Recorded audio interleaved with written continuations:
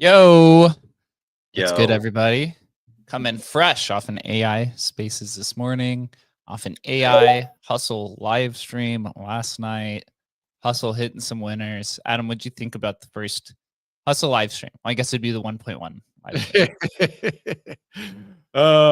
It's funny, man. Like you said, Hustle knows good entries. I'm just wondering, we don't want to get caught in the trap of like, we're making calls and then people are buying on top of us, right? It's like we don't want to get into that game. So I like keeping it really small where this is like $10 amounts and stuff, just playing around. And I think it's going to get even more interesting as we move into, the conditional trading that we're talking about, just being able to do more complex stuff and just show off the platform. I mean, dude, it's already incredible. I mean, being on that space, just now, we see, dude, we're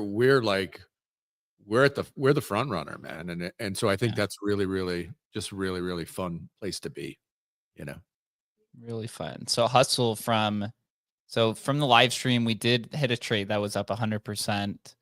As we left the show, we asked Hustle which token did he feel most confident we could buy and hold for 48 hours when we do stream on Friday. That would Which be I was 100%. like, that's insane. You can't hold a meme coin for 48 hours, but this was the one, man. This is what Yeah, we're up now. We got in at 17 mil. So it's up like now like 20%. At one point it was up 100% last night. So we'll see if it holds on for another 24 hours. I mean, he's got phenomenal entries. I gotta say, I phenomenal mean, that was entries. the one when we first asked him at the very start of the show. That was the one. I think it was still at like 14 or something. Mhm. And he was like, "This is the one." And we were like, "Nah, we faded it." Human fading. Yeah. Yeah, it's exciting times, dude. Good spaces. Chris, what's good, bro, dude? How are you feeling? Have you been toying around with Hustle? Has he stole your money? What's good? No, no, he hasn't stolen my money lately. He's thriving, man. I love just what Adam said, showcasing what he can do with even just like $10, $5 on chain.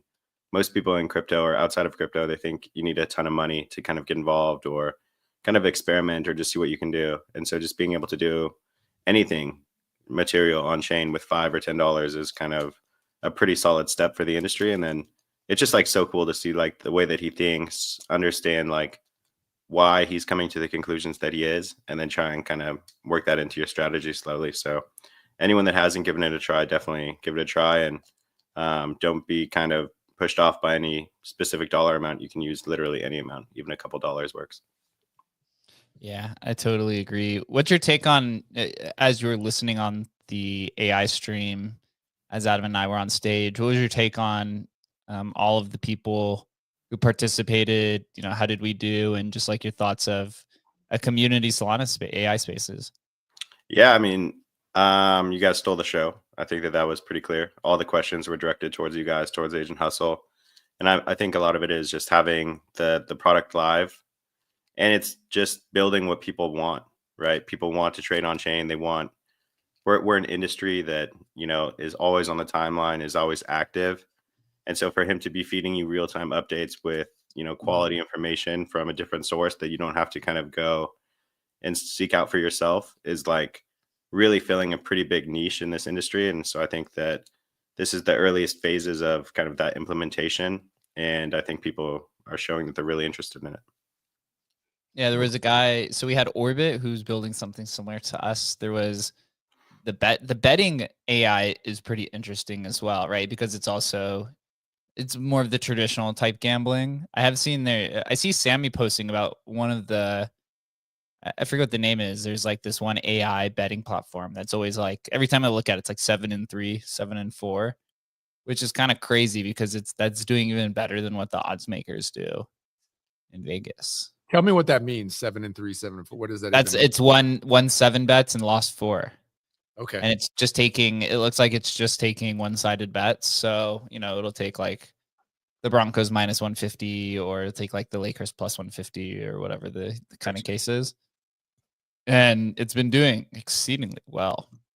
I know that's a pretty interesting. Obviously, trading, you can hit much larger size, which is, I think, right. So we had to add in like MEV protection yesterday to the platform because some people wanted to start trading more size. We're going to be posting, a slippage update so people can start adjusting with that. Because it does seem like some of the people in this whale chat and in the Sensorium chat or Hustle chat that they want to start trading around with 2 SOL, 3 SOL, 4 SOL kind of stuff, which shows that users are feeling more confident, but they need to first make sure that they're not going to get MEV'd to death. Yep. Yeah, pretty exciting times.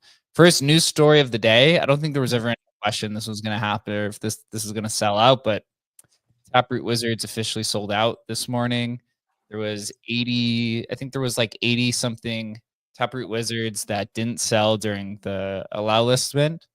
And they just ended up doing this in a Dutch auction. They ended up all going for 0.31 Bitcoin. So 50% over what the allow list was for the people who went through wizard school, and double, I guess you would say triple the price of what a entangled duo of quantum cats time locked purchased for at 0.01.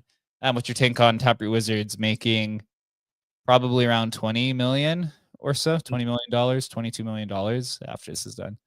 Yeah, I mean, you kind of knew it was going to happen. I mean, there's just too much interest in it.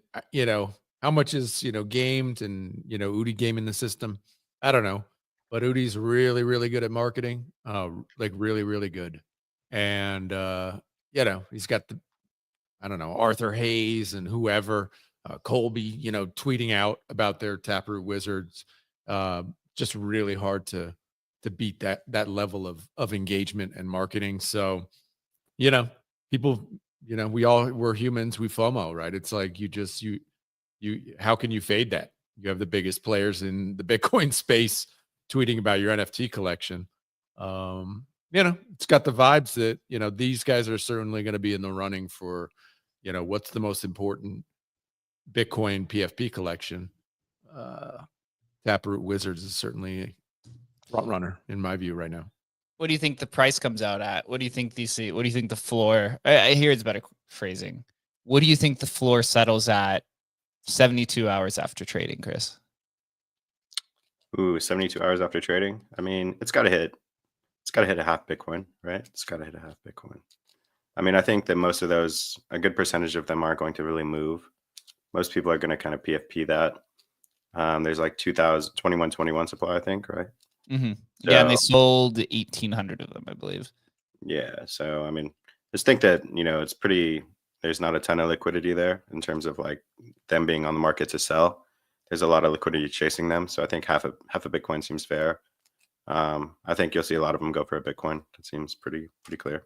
I've heard rumors that Udi has hired this company called Wintermute as their market maker. So it could get interesting now. I don't know. I mean, look, part of it is like, do I think Udi's going to be buying up some wizards to maintain a floor and stuff?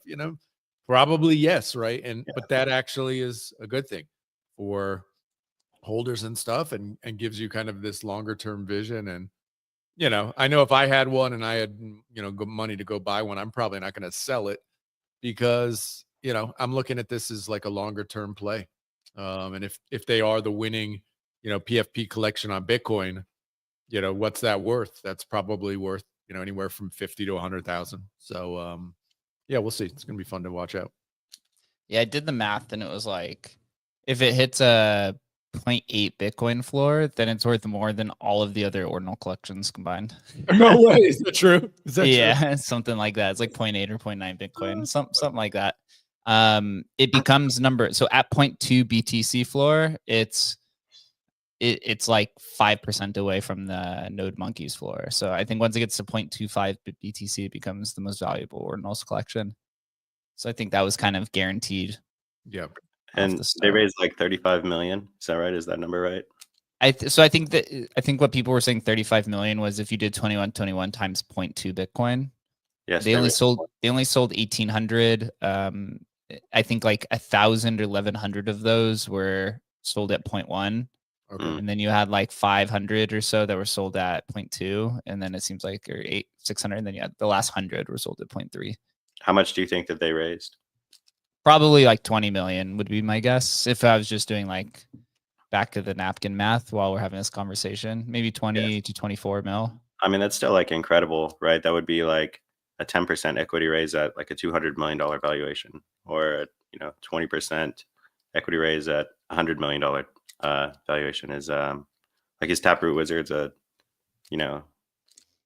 $100 million business. I don't know. Maybe it is eventually. Even if it was gamed and Udi bought a lot of them, you'd still figure he at least made, I don't know, 10 million, 8 to 10 million minimum. Right. So what a killer move. Love to see it. And that's on top of Quantum Cats, right? So they're doing well.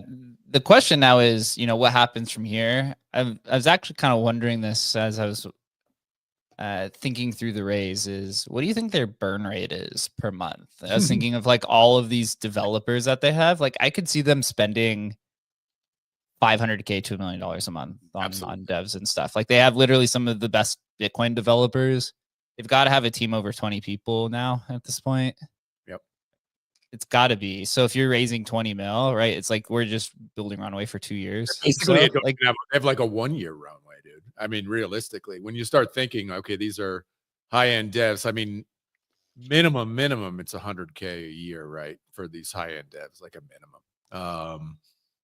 And so, yeah, if you have 20 of them, what are they building? Does anyone know what they're building? They're supposed to be building Cat VM. So what are they developing? I mean, maybe who knows, dude? You never know what Udi said. Maybe they're just like they're kind of locked up, but they're only making a few K a month, and they don't really do anything. They're just kind of locked up. I don't know. Who knows what kind of strat? Because what are they building right now?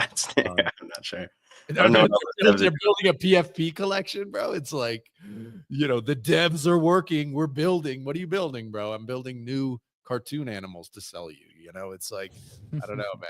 Maybe they're all built. Maybe they're building the bridge and and all this sort of stuff on Cat VM, just hoping it's gonna, or OpCat before it actually launches. But I guess that's what you'd think they're doing. But boy, that's going to be a lot of wasted money and energy if it doesn't actually go through, right?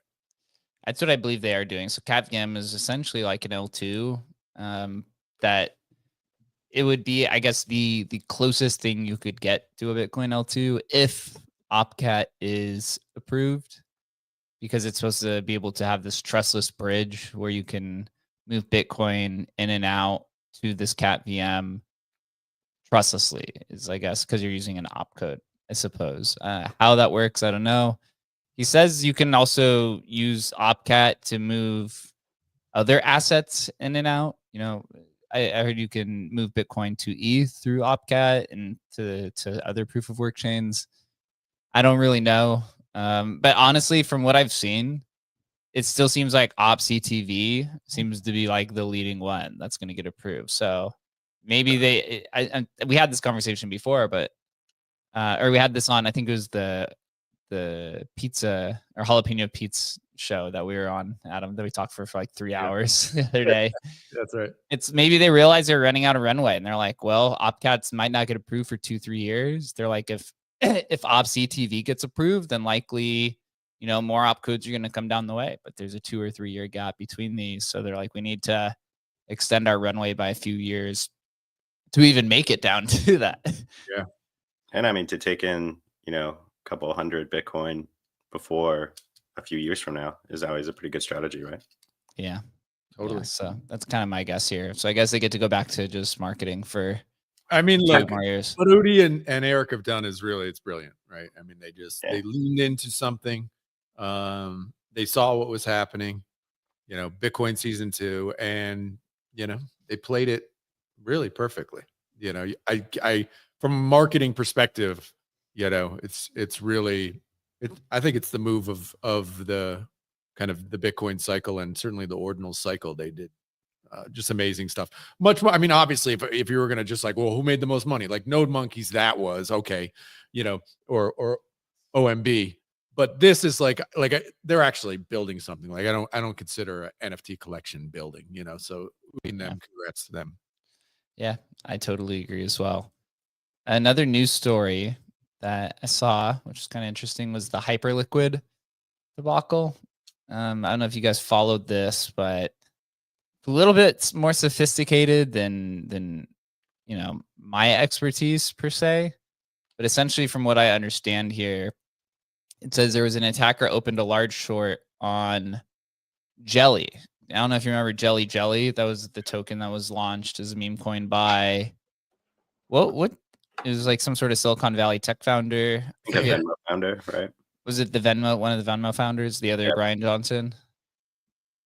And so an attacker opened a large short on Hyperliquid. Obviously, how Hyperliquid works is like there's these thing called vaults, which is where you post the liquidity, which then is how you can basically go margin long or short against these. So an attacker found, this like very low, I think it was like a $20 million market cap. He shorted it.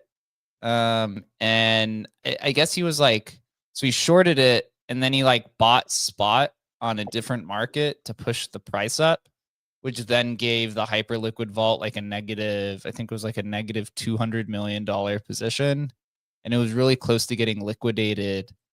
And then basically the Hyperliquid team fucked with the Oracle to change the price so that they could close out the position and not lose anything. So what people are seeing now is Hyperliquid has showed their cards to basically show to the world that it's not decentralized and that they have many different mechanisms that they can enact if something goes wrong their way. Where in this way, they basically literally just changed the price of the Oracle so that they didn't have to eat a $200 million loss. Chris, what is your take on everything here? My take is that Hyperliquid has always been in kind of like this kind of opaque bucket. It was trying to fill a role that kind of FTX had. And I was hoping that it would kind of be a better kind of steward of the industry. But I mean, they had so many claims of being like completely decentralized and a full-on DEX experience while having a full-on DEX while having a centralized exchange experience. And I just never really bought it. And so this is just like one more kind of lash at them that, I don't know, their marketing was always a bit misleading. And I think that maybe their ethics are kind of not where we need them to be for where I think the industry should be. So that's kind of my whole take on it. They just kind of they keep shooting themselves in the foot. Well, I think that I mean, I get it completely. It's like you're at risk of losing your business, or you go against kind of the decentralized nature that you're pushing. But to Chris's point, obviously it's not a decentralized exchange if you can literally just, fudge the numbers. So, it may be in this, to be fair, in this kind of gray area between a DEX and a SEX. It's like in the middle somewhere. And that's probably true. But what does that mean though? Like what's in the middle? Honest, 90% decentralized, right? So it does just run on its own.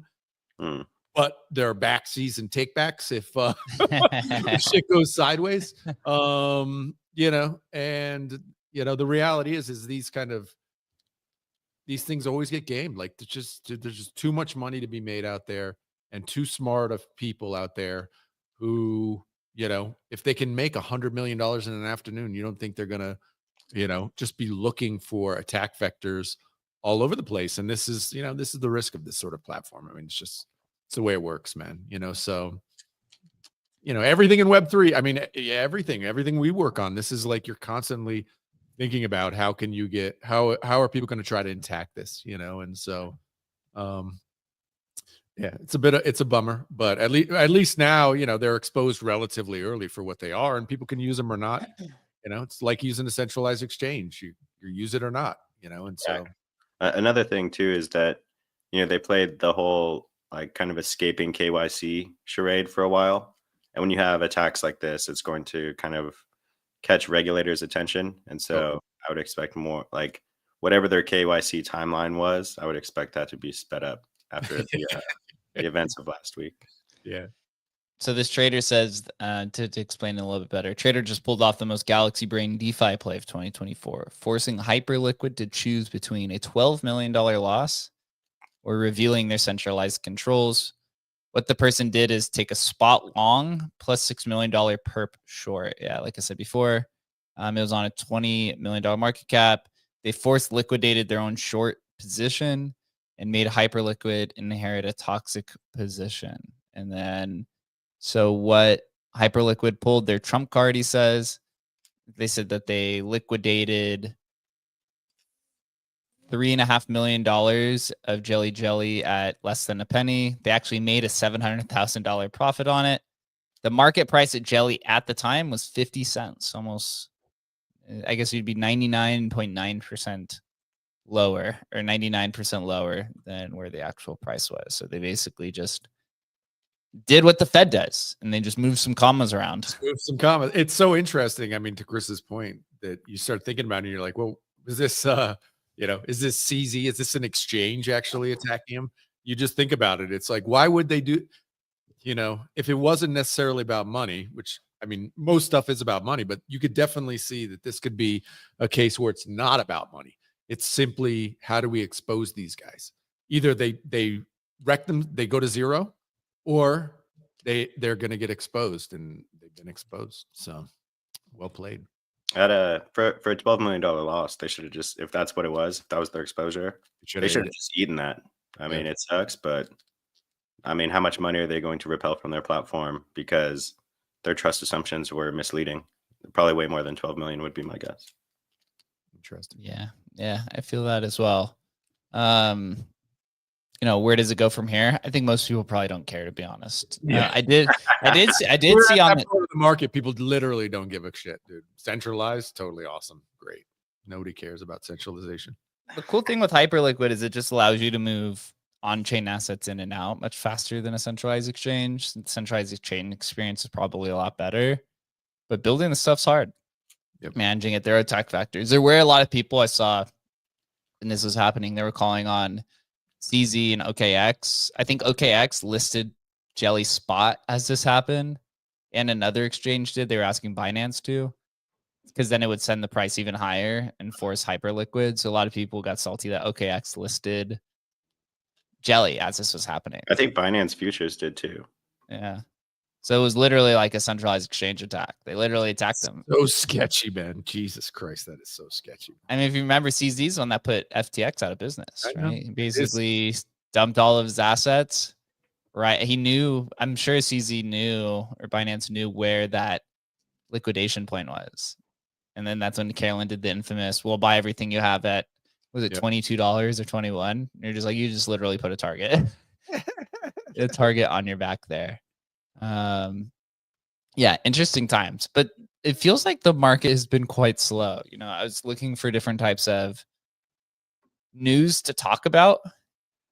There really hasn't been much, to be honest. I don't know. Was there anything that caught your guys' attention this week? Bro. Cartoons, bro. The cartoons were all over. Ghibli, the AI takeover. Wait, how do you pronounce this so I know? Is it Ghibli? I was just going Ghibli, but I'm not sure. Ghibli? Ghibli, not sure. It's the American way, Ghibli.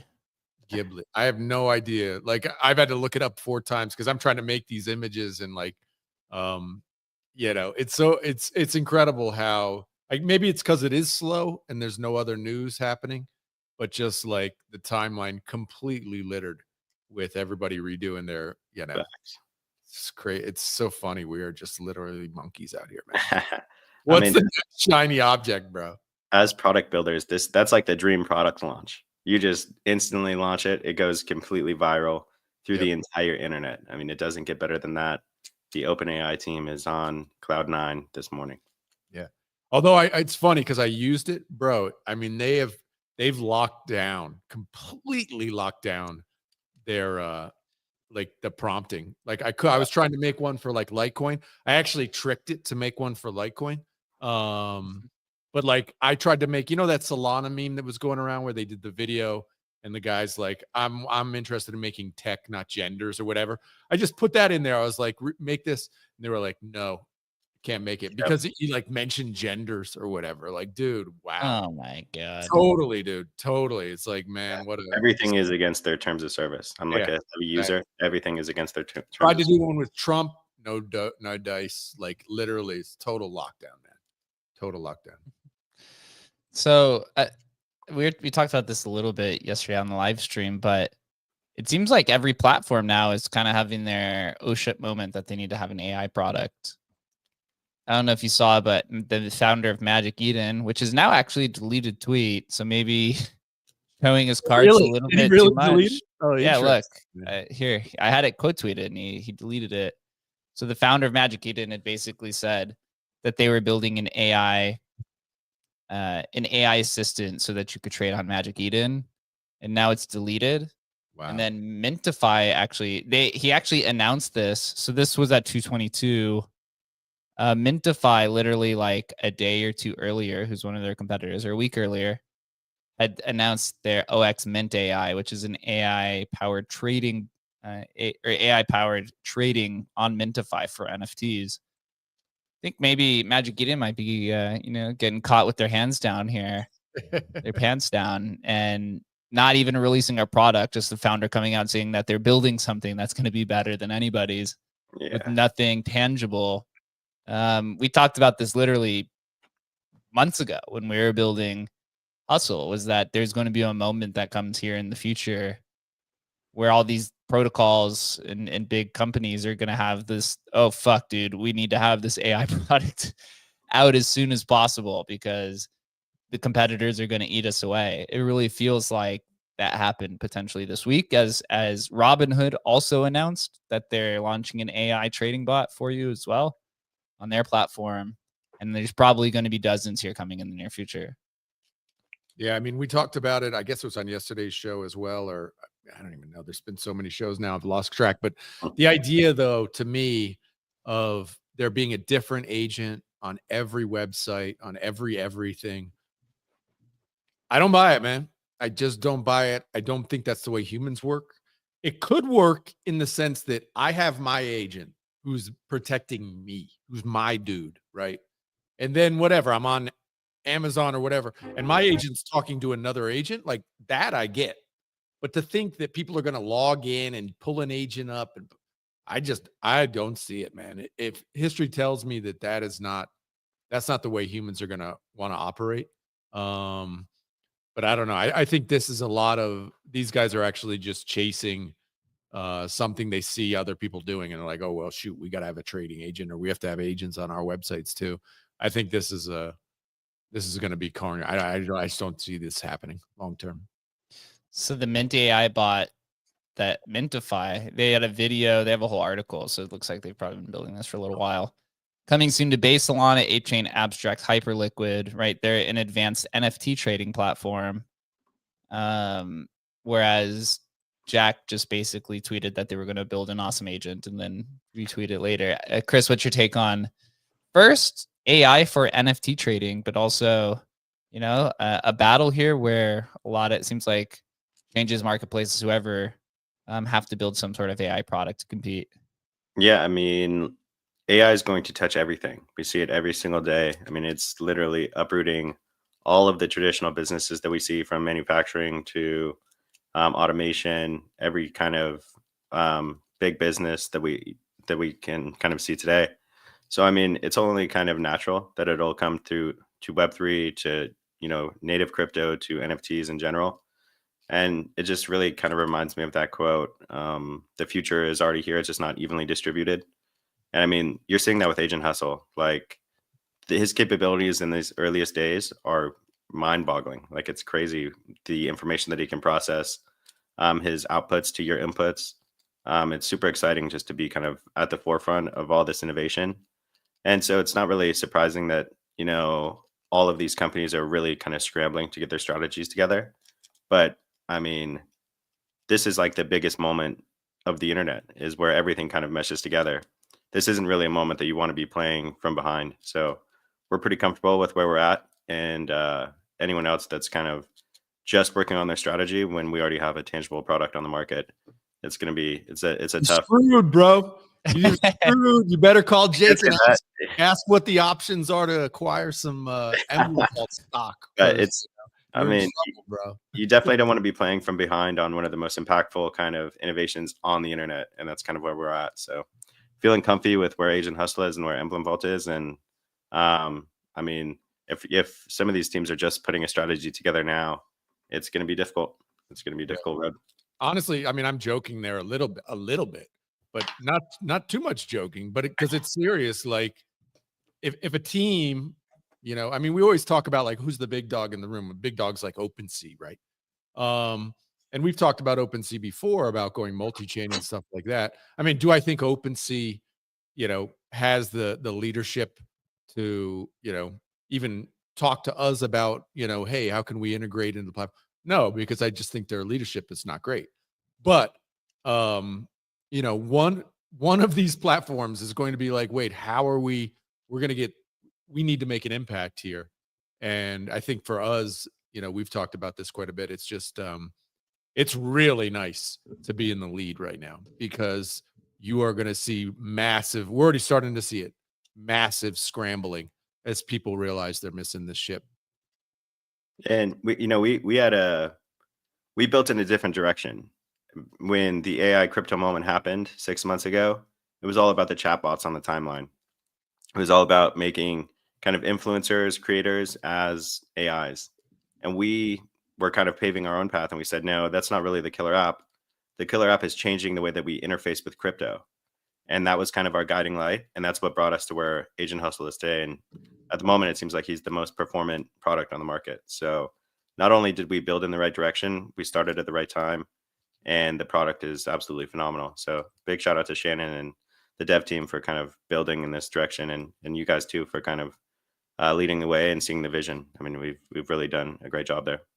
That we have. So AI XBT, actually, I like he's been doing these kind of longer posts. He says they raised 21 million. So we were pretty close. 21 million.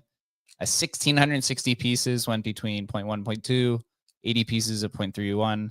He said he's expecting the floor projection at 0.4 to 0.5 Bitcoin in the near term. So could be exciting. The AI XBT founder tweeted this morning that he's playing around with an MCP server for AI XBT. And look at literally the first thing that comes up on this is Agent Hustle. Yeah, it says, here are the top 10 AI XBT projects grouped by actionable type. And it says exchange/trading platforms. The first thing it says is Tensor and has a 0.595 rating. It says Hustle 2.0 launched, introduced multi-chain support and conditional trading. Those are actually coming soon. Driving 200% volume surge and 21% market cap growth with AI-powered natural language trading capabilities being integrated, right? The AIs are noticing. And he combined us with Bitfinex and then DeFi and AI lending. Yeah, so I think this is actually the only AI product that's on here. So AI XBT is bullish on Agent Hustle. I retweeted that and tagged AI XBT and got in a little chat with him, and I was like, hey, you know, are you interested in a private chat room with Hustle where you and Hustle can, form the leading AI cabal? And he said maybe. He said maybe. It's out there, bro. It's out there. I think that could be really, really interesting. So we'll see how it pans out. Yeah, AI or Hanon has also been shipping a ton, dude. A ton. Again, they have 16 devs, is what Danielle, the founder, had said, as well as they did a $10 million ICO. Some of the new features they launched, and I think Hanon's probably building in the very similar direction we are. They launched a trailing stop order. Our new trailing stop order feature allows you to set dynamic and conditional stops. So the prompt is swap 80% of my BNB to Cake on BNB chain and set a trailing stop loss at 20% of the current price. Pretty cool. Seems like, trailing stop losses, DCA, seem to be kind of like the first things because they're not as AI intensive. Thing I noticed with Hanon is they've really focused mostly on EVM stuff, probably because it's a lot easier to build as we continually go through all these different hiccups with Solana because it's so new. And it's just a completely different architecture from EVM. So I like the direction of us just sticking on Solana for right now, right? You have these kind of hurdles to overcome and it's difficult, but to me, it just still seems like the application winner. Like I don't see anybody running this for a while. This was also in my 2025 predictions was the price of Solana would probably be stagnant, but they'd still continue to dominate applications. Feel the same. Yeah. It's got the culture. I talked about this on the show right before the AI show we were on before this. Is Solana is really, to me, only the third blockchain, really. Maybe there's a few proof of work chains that fit this as well, that the community lasted through an entire bear market and still stuck around on the other side. And battle tested. But yeah, there's a few, right? It's like the same core group where they didn't just like leave, go somewhere else and come back. Like Bitcoiners, you have the diehard Bitcoiners, you have the diehard ETH people who will just never leave. They don't give a fuck if it's going to zero. Solana has that crowd too. You don't see many other chains that have that. Yep. Yeah, certainly I think not at some scale, right? Certainly not with at scale. Yeah. I think you need that critical moment. Bitcoin has had 1,000 critical moments. Probably the most obvious one, I guess, recent one was like the COVID crash when it went to like 3,000 from like 7,000. Ethereum had the DAO hack, and then Solana had its $8 moment where basically everyone was like, fuck that. I don't know if we're going to make it on the other side. But I think those are like the community shaping moments where once you survive something like that, it's like how much worse can it actually get? It can't get any worse. So if you make it through the other side, you're onto firing on all cylinders. Yep, I agree. So Hanon, a trailing stop order, something they called Sanctum integration. So it's a unified liquidity layer. This is for LSTs. So the prompt is, Hanon, use Sanctum. Please split 60% of my SOL across Jupiter SOL, MSOL, and LST. So doing SOL is pretty cool.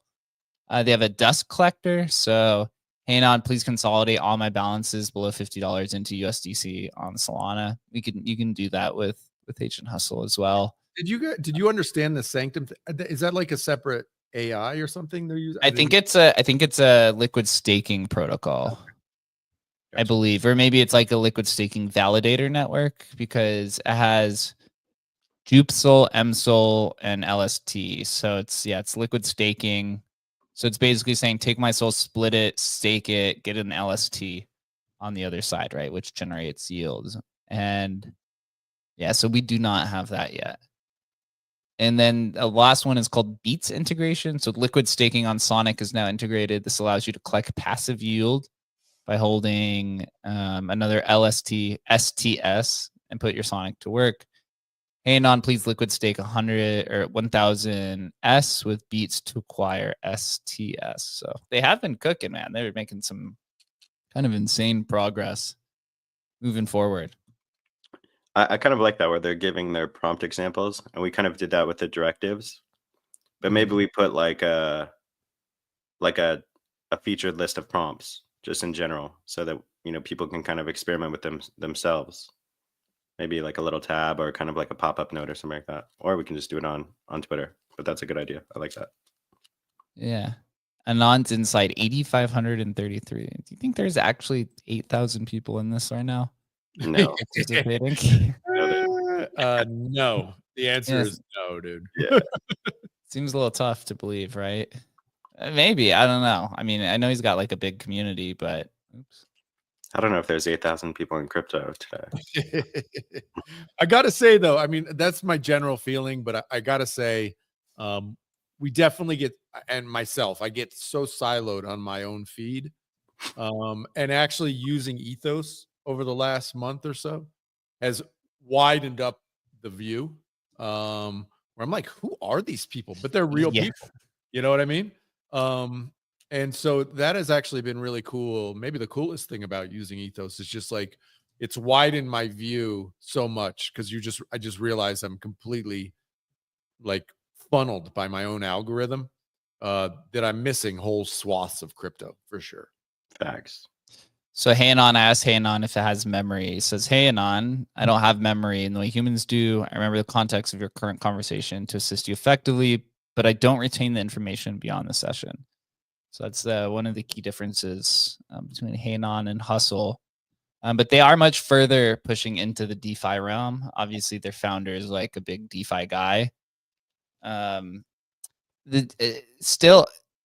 the issues I have just with just the LLM or LLM experience is that there's no context. Actually, we had Hunter on our show. It was on Tuesday, and I was listening to he has a podcast, and he was talking with a company called OpenServe AI, which I guess is like another AI company in the space. And Hunter actually has the same thought of us. Is he said, if there's just an LLM, you don't really know what to do. It's like you have to go there for a very specific purpose. And he also felt like that those kind of things are missing the boat. Obviously, right now in the current stage, the people who are using these type of DeFi AI products are generally advanced type people. So you may be able to hit some, I guess you'd say critical mass of this kind of small crowd now, but over time, maybe it's you're kind of missing out on some of the normie friendly or just the non-sophisticated traders. That's kind of what we've seen with Hustle. Is I was talking with one of the guys in the whale chat yesterday. He said he just wants Hustle to be able to understand RSI and MACD and stuff on a chart so that he can then execute his trading strategy and what he calls portfolio management. So automated portfolio management. Whereas here, right, it's just kind of single action executions for the most part. So there's so many different types of trading styles for people to use. And I feel like with just a prompt, you're kind of only targeting one specific type of crowd. It's interesting. I think, our onboarding, you did a great job with that, Jake. Just the onboarding steps is really helpful. And obviously we're going to be adding a lot more to Hustle itself and just giving the the people who are using it, those kind of step-by-step actions to take, I think that helps a lot, getting people comfortable with what's possible. So yeah, and that's, I mean, this is the thing that Shannon always says, like, ask Hustle. What could be like, how do you do this? He's like, ask Hustle more, and I think that's once we get that across to people too, it's just gonna get really, Look what just came across my timeline. rough. Adam has been Keeblified. Bro, I wish I looked like that, bro. Are you kidding me, bro? That'd be unbelievable. This is from I forget what this guy's name is who runs the Bells Coin Dev account. That guy loves bells. Is this the picture? Yeah, is that you? No, dude, that's not me, dude. Adam is jacked. That's him, looking stacked. See, but yeah, I mean, the AI space is on fire. It's super cool to see just kind of the growth in general, and just like the feedback from the community. I feel like we've gotten so much good feedback, and so many people just kind of like resonating with the product and finally seeing the vision. So I think that that's pretty cool. For sure. Yeah, I agree, man. So what do you guys think then is going to happen here over the next, I would say, month or so from a macro market wise? Trump seems like it's chilling on the tariffs, or he's starting to kind of cool off. There was like a slight market rebound for a little bit. ETH barely got back over 2,000. Trump came out and, he held that kind of crypto conference, or the crypto kind of meeting. I saw like Farouk was there, a bunch of other people. Sentiment's at an all-time low. Acquisitions are still happening. Do we think we just see chop for much longer, Chris? Or do you think the market rebounds here over, the next month or two? I mean, no one locks into the markets like Trump. As far as like a president of this country, no one pays attention to the stock market like he does. And so even if he isn't, if that isn't his first priority, I think it's still definitely in the back of his mind. Him on his worst day is still much better in charge of the markets than basically any other president in recent times, in terms of just like their awareness of the market. And I think that I think he has pretty good control over the market. I think he's setting expectations for tariffs. It's come down 10 or 15%. Maybe it has another 5 or 10% to go, but I think that he has this correction in the palm of his hand rather than the other way. I think when you take control of the market correction and you kind of own it early on, it's harder for it to sneak up on you later. And so to get it out of the way early in his presidency, I think is a pretty major move. And I think that he's just, you can see in his words and kind of in his dialect that he's just like testing market reactions for everything he says. 25% on auto tariffs here, no tariffs the next day. And just kind of getting a vibe of where the market wants to go. And I think that he's just taking in that data. And then, I think that we'll see kind of a pretty high grossing and second half of the year here. So I think he should be pretty comfortable with, he inherited a market at kind of all-time highs. Some of that was from his election as well. But feeding off of the correction, I think that he's in a pretty dominant position at the moment. Vibe leadership, man. Vibe leadership. Yeah. I mean, it actually sets up to, I think it was Jake who was like, the peak of the bull run is like the start of 2026. Feels like that might be right. Like that's when they turn the money printer back on. That's when interest rates go low. Like that feels like that may be accurate. So we'll see. Yeah, we always said like the end of the bull run is going to be around the end of Doge, which was America's 250th anniversary. They're going to have the America Parade, or the America, I think it's called the America Parade. I want to go to that, to be honest. It's in Illinois. We're going to have a giant America party. America, is that right? I didn't hear about that. You haven't seen this? He wants to year anniversary, baby. Yeah, he wants to restart the Great American Fair that used to be held in Illinois, I think, every year. Dude, that'd be sick. Where? Near Chicago or where? I don't remember. It's Illinois or it's Indiana, but I guess it was like something they'd been doing for like hundreds of years, and they stopped recently. And so he wanted to restart it with the 250th anniversary there. Bro, that sounds amazing. Let's have an Emblem meetup up there, man. Let's do it. At the fair? Yeah, at the fucking fair, dude. Everybody, I've been to a fair in 30 years, man. Yes. Do it. What do Yeah, you guys think of GameStop? oh, is it that they're buying Bitcoin, right? I saw that the founder or the CEO, Ryan Cohen, was meeting with Michael Saylor to buy. Did they announce how much they were buying? They did their convertible note offering for like 1.3 billion. So the same exact playbook as Sailor. He Smart. wrote that the strategy playbook like 2 years, maybe it was 2020, I guess. Damn, it was 4 years, almost 5 years ago already. No one really thought corporates would take off. It seems like corporates are about to take off. And they're just going to acquire Bitcoin. Well, it looks like the chart looks like it pumped pretty hard. And now it just collapsed, right? Yesterday, it looks like it went up $29. Sell it all is a good Yeah. exit. But I mean, he got the convertible note, and now he's going to have 100 or 1.5 billion in Bitcoin. So To start buying it. Yeah. the chart kind of doesn't really matter anymore at this point in time, you know? So does that just mean that it's going to be a race to just acquire as much Bitcoin as possible from all these sovereign nations, The thing is that corporations? the game theory has always been that you only need a couple big players, right? I mean, you get some of these ETFs, you get some bigger corporates, and the supply is just so limited that, you know, these things escalate extremely quickly. We're going What do you 150. think, Adam? It's What do you interesting. I'm just like, why now? Like, why not 2 years ago? Like, what were you waiting for? Right? I don't know. You know, I guess just everything takes, you know, and everybody takes time, especially when it gets into like you have a corporate board. Although that guy, you know, basically ran that is pretty well in charge of that company, but still very the timing seems a little late, but better late than never, I guess, you know. I mean, yeah. But he's I still like early. He's like one of the top like For 5. sure. You For know? sure. It's just, I guess, you know, we're in crypto, so it feels late, you know, but for corporate America, it's probably not late at all. Right. But it feels like, I mean, if you remember, like, I don't know, it's a decade ago or whatever, but, you know, anybody who put like blockchain in the name of their company, you know, it went up or, you know, whatever the hot thing of the day is, it feels like that to a degree. But this actually has like legit, like he was able to raise whatever you said, $1.5 billion. It's crazy, right? Good for him, dude. But yeah, it feels a little late, but good for him. I hope he doesn't get squeezed. But you don't think it's possible, like if that stock drops tremendously, or we get Bitcoin at 30K again, he doesn't get squeezed out of that position and GameStop goes bankrupt? Not really. It can really happen. Basically, he just issues more stock.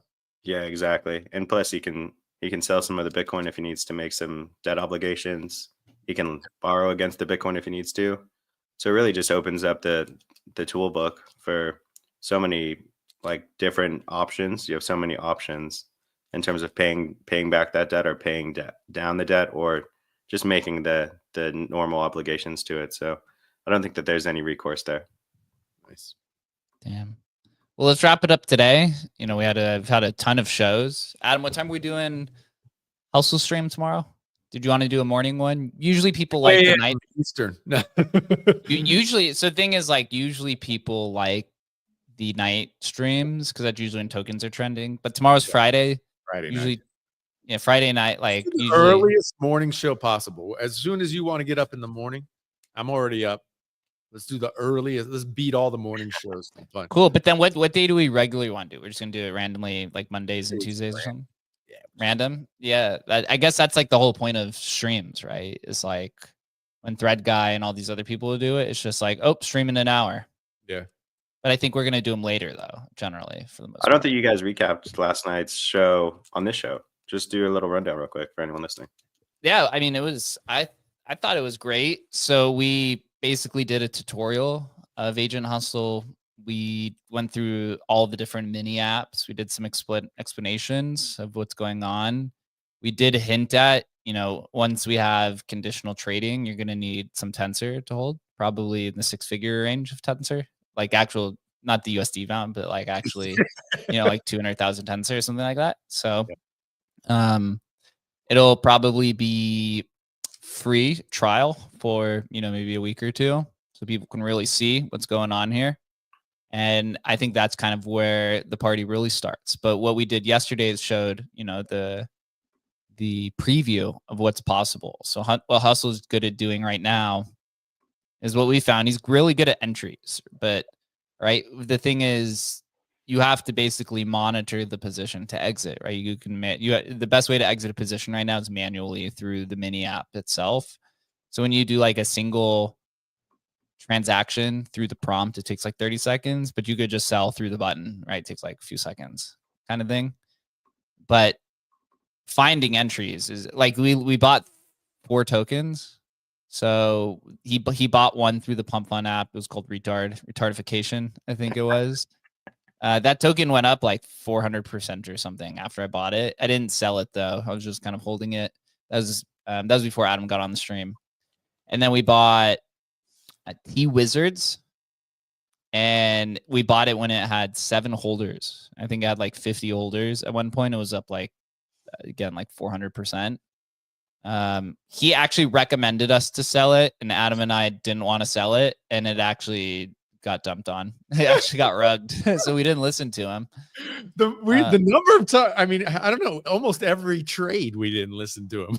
Yeah, and he was right on all of them. Be right. I mean, it was like, maybe it's just a magical first luck by him, but like literally the first one we ended up getting into it later, but the first one we recommended, we faded, and it ran, and then we got in later, but yeah, he had a bunch. I mean, maybe it was just yesterday, but he had a bunch of good calls yesterday. It was our winner though was Jeppe, which was Ghibli Pepe. The position actually from entry went up like 750% or something like that. But we weren't actively monitoring it, right? Because we were kind of on the stream, kind of fucking around with all the other stuff. So when we came back and asked him for an update, it was like, your position's up 350% now. And then when we sold, it was up like, I think like 100% when the transaction actually executed. And then it ripped higher right afterwards. And it was off to the races. So this is where like the conditional stuff and execution is like, if he could help find the entry and buy it and then sell it, where we actually set the take profits, we probably would have been, we probably would have had like a 200 or 300% day. Yep.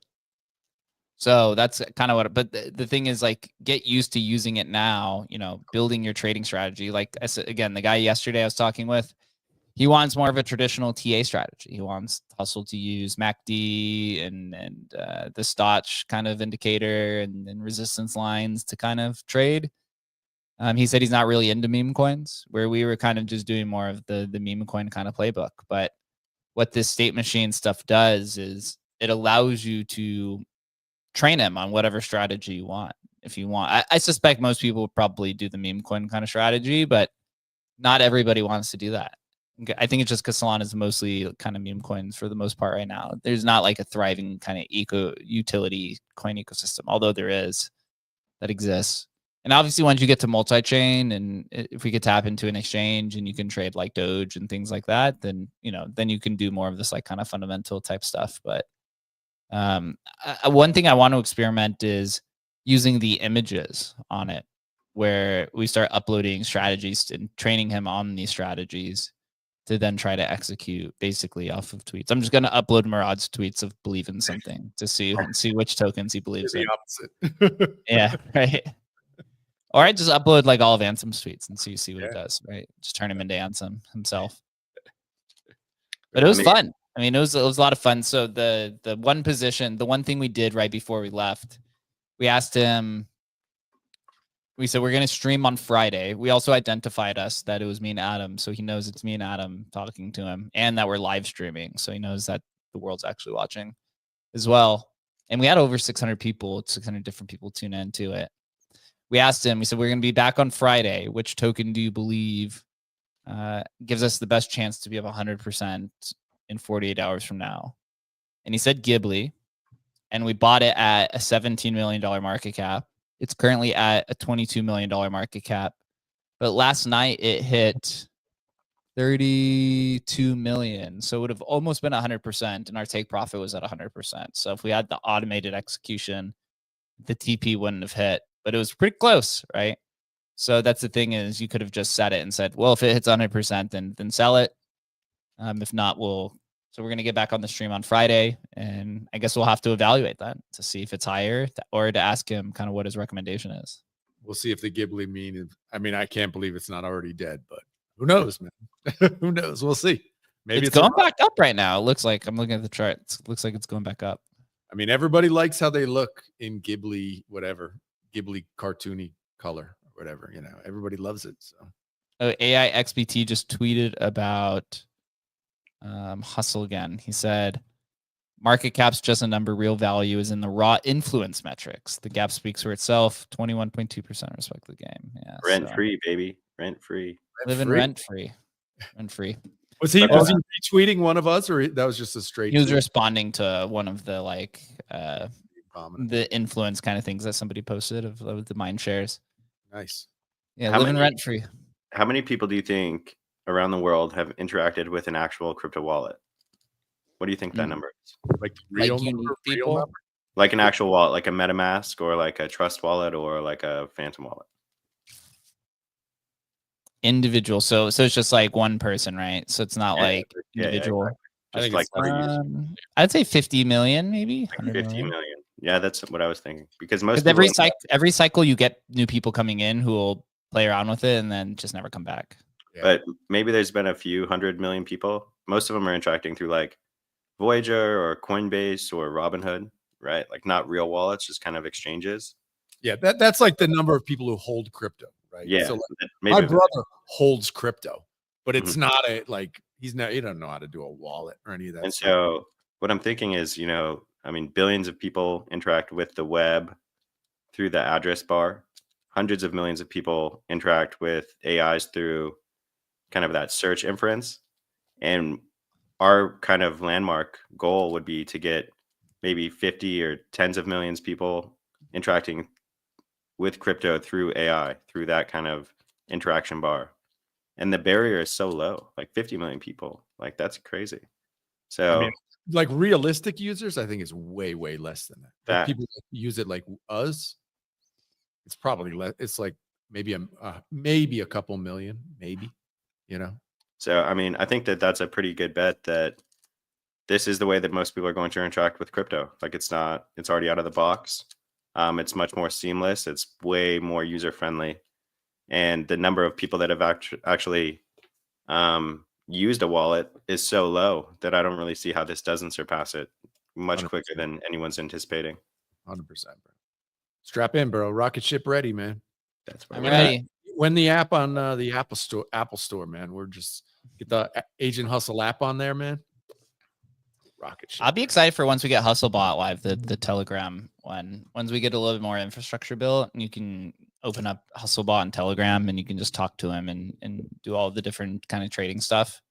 Totally. I think that also takes it kind of next level. But we'll see. Good show. We'll be back. Adam and I will be streaming tomorrow, so just look out from our accounts, and then we'll be back Tuesday through Thursday at 11:30 a.m. Eastern time. We got a lot of updates. Devs are absolutely cooking, man. Slippage settings coming later today. Building some more mini app. We pushed the Trenches mini app yesterday to help you find that next 100x meme coin with Agent Hustle. Until then, everyone have a safe and fun weekend. We'll see you tomorrow, next week. Later.